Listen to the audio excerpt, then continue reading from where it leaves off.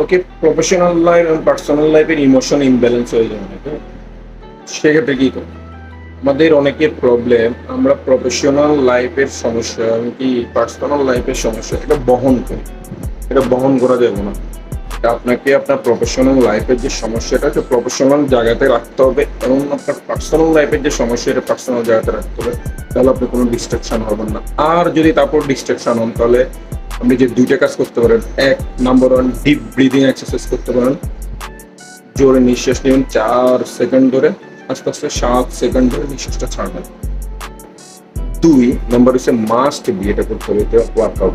আপনি যদি টাকা থাকে আপনি জিম করতে পারেন, ওকে, অসুবিধা নাই। টাকা নেই তাহলে ইউটিউবে দেখে নিতে পারেন কিভাবে ফ্রিতে কিছু ভিডিও অ্যাভেলেবেল আছে। আর ইয়োগা করতে পারেন। তো আপনার যেটা ভালো লাগে আপনার কাছে, আপনি ওটা, আবার একটা কার্ডিও ভাস্কুলার এক্সারসাইজ ওটা করতে পারেন।